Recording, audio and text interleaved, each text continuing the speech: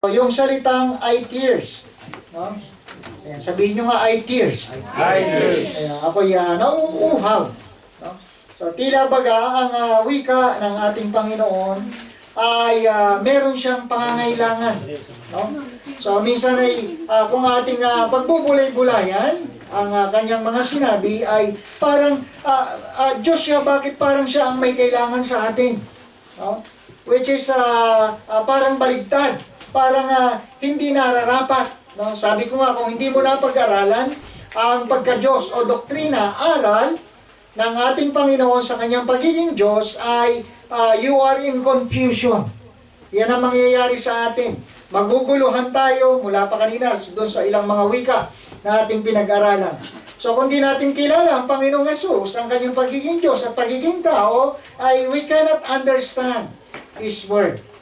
So that's why we need to read. We need to learn about His Word. So yun po ang nagagawa ng Biblia, yun ang nagagawa ng church, yun ang nagagawa ng Sunday School. That's why we need to study His Word. So kaya ang Sunday School parang Bible study.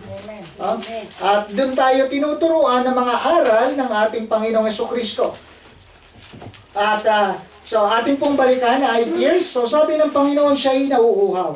No? At doon sa kanyang kahilingan na siya nauuhaw, no, ang tugon ng mga tao sa kanyang paligid ay tila baga hindi mahalaga ang kanyang kailangan. No? Actually, kung ating papansinin, yung sinabi ng Lord, I tears, hindi niya sinabing, I need water, kundi I tears. Ako'y nauuhaw. Hindi niya sinabing, bigyan mo ako ng tubig. Magkaiba po yun. No?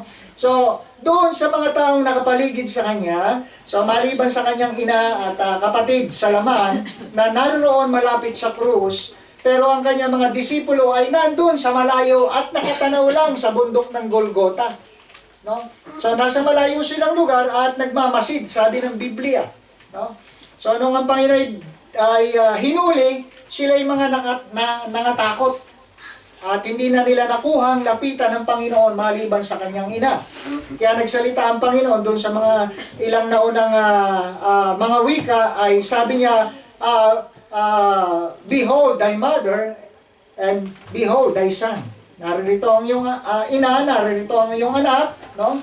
Dahil sila yung malapit doon sa ating Panginoon. No? At ito'y tumutukoy sa ating spiritual condition. No? So, binibili ng Panginoon ang ina sa anak at ang anak sa ina. No? At ganoon kahalaga ang ating relasyon bilang isang church, bilang isang katawan ni Kristo na tayo ay may tinatawag na pagpapahalaga, no, sa bawat isa.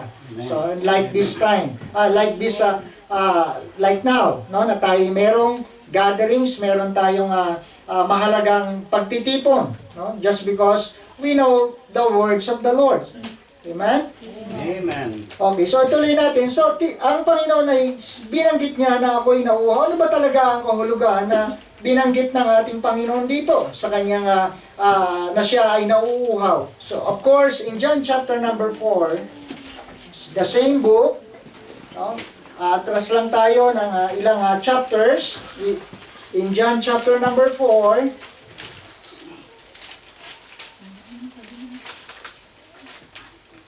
okay.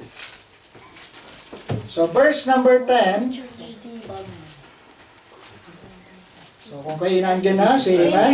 Amen. So, ang sabi niya, Jesus answered and said unto her, If thou knowest the gift of God, that who it is that say to thee, Give me to drink, thou wouldest have asked of him, and he would have given thee living water. Actually, ang Lord, hindi ang Lord ang may kailangan sa atin. Kaya wala tayong pwedeng maipagmalaki sa Diyos. Amen. Tayo ang may kailangan sa Diyos.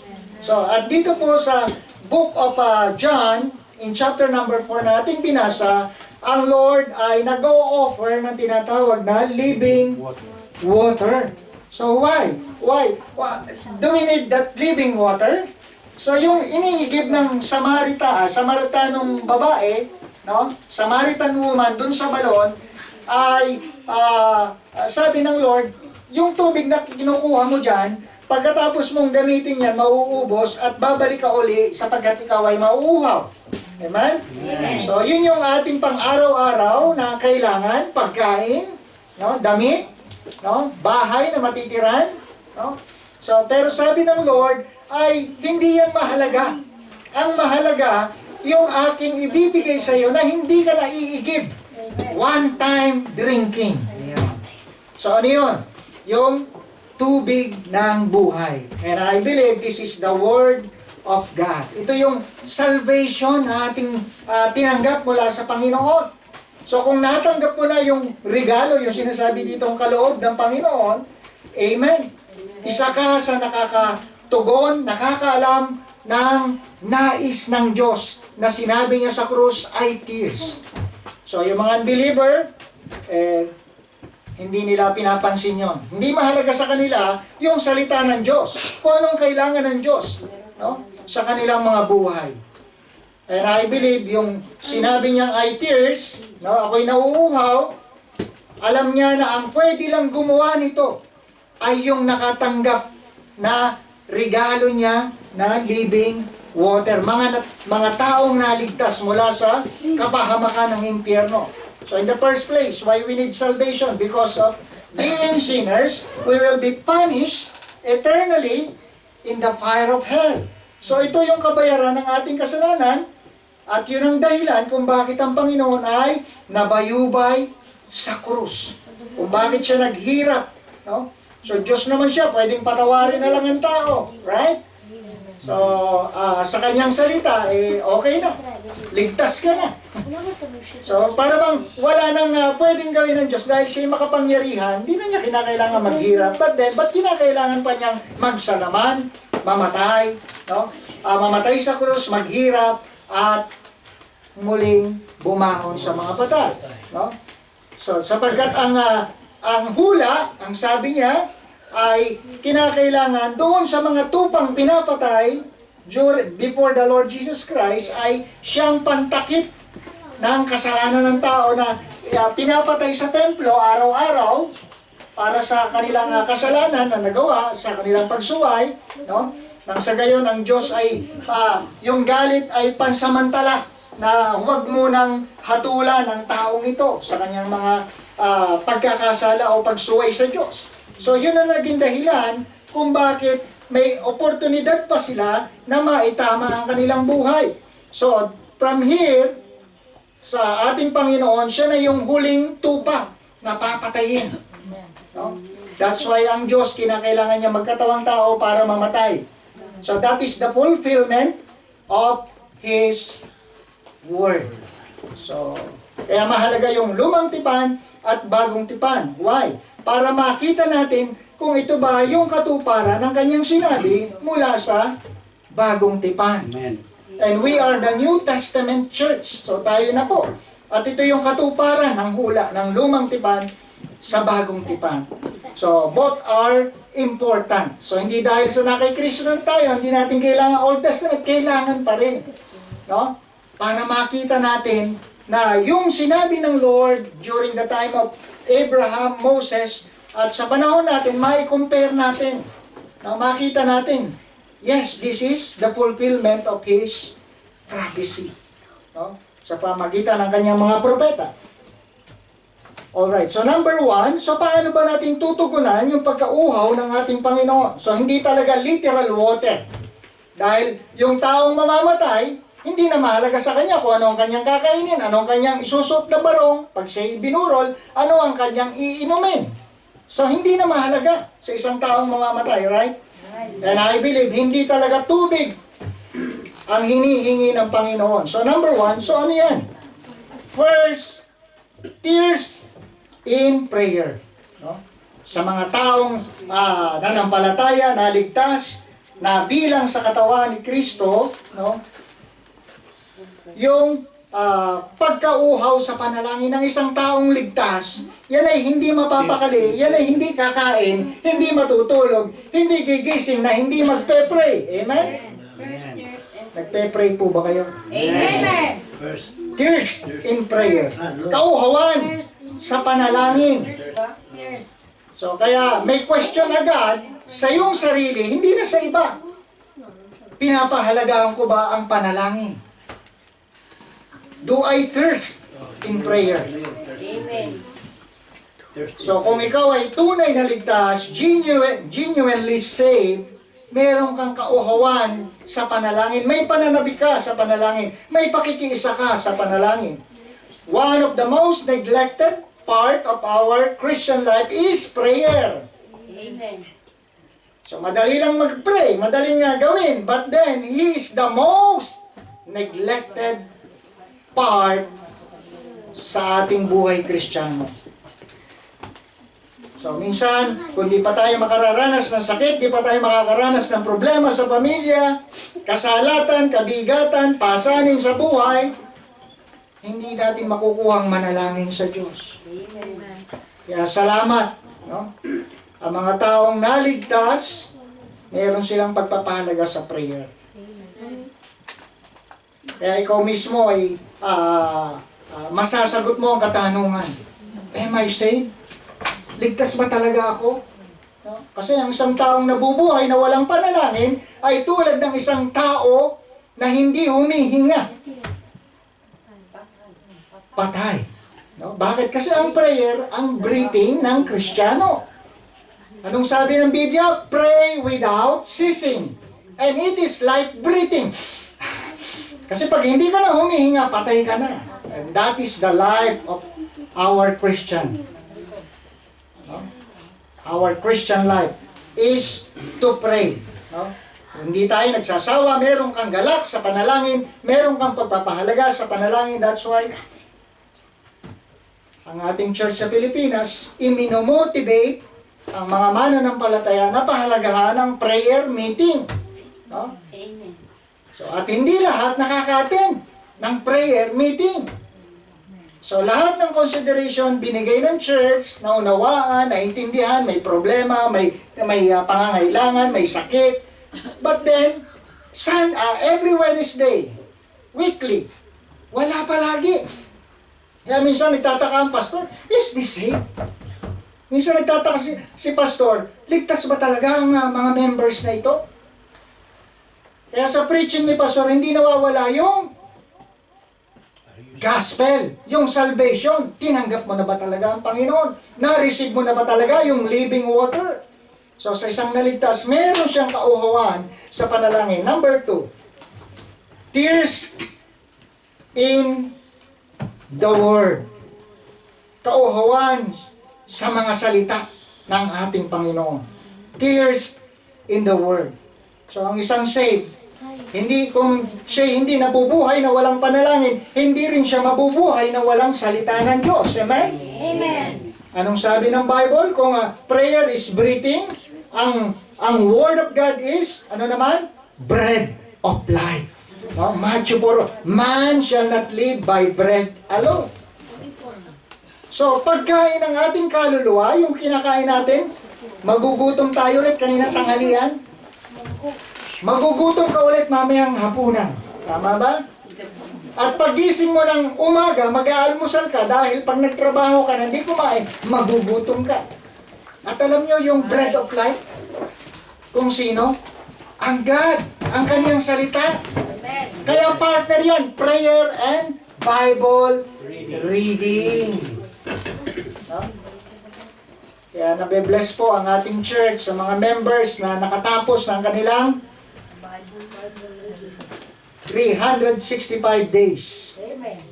Ano yan? Bible reading. So naging goal natin, kalahati ng ating church, no? Ng mga mananampalataya, natapos nila. Amen? Amen. Kahit duguan na, kahit nadadapa na, sugatan na, basa pa rin. Amen? Amen. So nakita nyo, hindi madali, di ba? Nag-i-struggle ka. Reading lang yan. Pero subukan mo magbasa ng mga kung ano nung yung madalas mong binabasa. Maliban sa Bible, di ba? Lalo na yung paborito mo, hindi ka nagsasawa. So ganun din po dapat ang Word of God. Hindi natin tinapay na naman, tuyo na naman. No? So hindi nagsasawa, masarap pa rin. Sarap pa rin. Amen? Amen. So, bata nga, yung sanggol eh. Ilang buwan siya, lalabas na baby sa tiyan ni Juan, kapatid, na Joy. Paglabas ng bata, mamimili, gusto ko naman ng manok, huwag na puro gatas. Hindi mamimili yan, bakit? Alam niya na mabubuhay siya doon sa gatas. 2 Peter 2 verse number 2. Diba? As newborn babes, desire the sincere milk. Ano ba ang sincere na totoo na hindi tayo niloloko? Di ba ang salita ng Diyos? Salita ng Diyos. Sincere ito eh. Totoo ito eh. Salita ng buhay ito. So ito ang magsusustain ng ating strength. Kaya nga sabi ko, pag hindi mo binasa ang Bible, hindi mo makikilala ang Panginoon. No? Lalo't siya'y napako sa krus at yung mga nasambit niya, hindi mo maintindihan. Diba? Diyos ko, Ama ko, bakit mo ako pinabayaan? Meron ba ang Diyos na nangangailangan ng tulong ng Ama? Wala eh. Pero kung napag-aralan mo yung pagka-Diyos ng ating Panginoon, hindi ka malilito. Amen. That is the purpose of sound doctrine. Amen. Sound doctrine. Okay, number 3. Not only prayer, tears in the Word. Number 3, tears in fellowship. Ayan. Kauhawan sa pakikisalamuha, pakikiisa sa mga kapwa mananampalataya. So, as the preacher says, same feathers flock together. So, walang uwak na gustong kasama kalapati. Wala. Kung sino ang kauri niya, yun ang kanyang kasama. Ganon din po ang Kristiyano. No? Ang kauri natin, kapwa mananampalataya, meron tayong joy sa fellowship. Amen? Amen. Every time makikita ko yung mga pagmumukha ninyo, tuwan-tuwa ako, nabibless ako. Bakit? Malungkot ako pagka wala ka dyan sa kinauupuan mo. Asan si kapatid? Amen. Bakit wala? Amen. No? So, sabi ko, di ba, sa preaching, isang araw, yung upuan na madalas mong inuupuan, darating ang time, wala ka na dun sa kinauupuan mo. Di ba? Why? So, mahalaga na tayo'y may fellowship sa kapwa Kristiyano. Kaya mag-ingat po tayo, mga kapatid, na ang kaaway ng ating Panginoon, makapangyarihan, di natin siya kaya. Amen? Amen. Kaya mahalaga ang prayer, mahalaga ang Word of God, mahalaga ang fellowship. So, kaya dinidiscourage ko yung awayan, inggitan, no? So, dapat matuto tayong magmahalan bilang isang pamilya. Amen? Amen po ba? Amen. So, we are one family, one baptism, one spirit, one God. No? Okay, lastly. Tears in worship. Kauhawan sa pagsamba. No? So, mahalaga ba ang Sunday service? Yes. Ito'y very vital sa ating Christian life. It is essential. Ito'y mahalaga sa isang taong naligtas ang pagsamba. Bakit? Meron siyang pagkilala, pagsunod sa utos ng ating Panginoon. No? Actually, ang linggo ng pagkabuhay, dito sa ating binasa, babasahin pababa pa, kung babasahin nyo, makikita nyo dyan na ang Panginoon ay nabuhay noong first day of the week. Ano yan? Sa atin ay araw ng pagsamba. It is Sunday, not Sabbath. Kasi ang Sabbath, rest day, pagpapahinga. No? Hindi ibig sabihin Sabbath, Sunday. Hindi po. Yun ay kobenante. Yun ay kasunduan ng mga Israel. No? Israelite sa ating Panginoon. Na huwag silang gagawa. No? Meron silang rest day. Sa trabaho, may rest day nga rin tayo, di ba? Huwag lang yung puro rest. Kasi mahirap pagka puro rest. Wala na tayong kakainin. No? So, kaya mahalaga na tayo manalangin, magbasa ng Biblia, magtiwala sa kanyang salita. Meron tayong pakikisalamuha sa kapwa Kristiyano para ipanalangin ng bawat isa. So, panghuli, no? Itong ang tears in worship. Hebrews 10:25, take note. Alam natin kung gaano kahalaga yan. So, dapat dalawang side po ang Hebrews 10:25. So, sabi doon, not forsaking the assembling of ourselves as the manner of some is. Ano yun? Na huwag nating pabayaan ang pagtitipon na gaya naman ang ginagawa ng iba na hindi pinapahalagang. As the manner of some is. Kasi sa ibang mga so-called Christian, no, they are claiming they are Christian, they are born again, pero walang pagpapahalaga sa pagsamba. Amen? Amen. Kaya natutuwa tayo na ang mga kapatiran nakakadalo ng pagsamba. Amen? Kahit pagod sa trabaho, no? Minsan aantok-antok. No? Importante, pinahalagahan mo, no? Na ikaw ay dumalo ng pagsamba. Amen? Amen. Kasi alam natin na ang pagsamba ay isang utos ng Diyos na siyang may kalakip na pagpapala sa pagsamba. Hindi nyo ba alam yan? Pag tayo sumasamba, ang Lord binebless ang church. Anong sabi ng Panginoon nung siya'y nabuhay? Sabi doon, di ba? Nung Panginoon ay lumagos sa pintuan, no? Sabi niya, peace be with you. Di ba? Pagpapala ang kapayapaan. Amen. Minsan kahit may mga problema tayo, no, sa pamilya, sa trabaho, sa kamag-anak, meron tayong kapayapaan when we come to church and Amen. worship the Lord. Amen? So kaya mga kapatid, itong salita ng ating Panginoon, paano natin pahahalagahan yung binigkas niyang i-tears. Nawa ay nakita natin ang Word of God na ito ay ang pwede lang magpuno na ito, magpuna ng pangangailangan na ito. No? Walang iba kundi ang mga anak ng Diyos. Ang Amen. kauhawan ng Panginoon sa atin, sa pakikipag-usap sa Kanya sa prayer, sa pagpapahalaga ng Kanyang salita, sa pagpapahalaga sa kapatiran, sa pagpapahalaga ng pagkakatipon ng mga mananampalataya. Amen. At Amen. dyan po ang ating mensahe sa ikalimang wika ng ating Panginoon sa krus. Glory to God. Amen.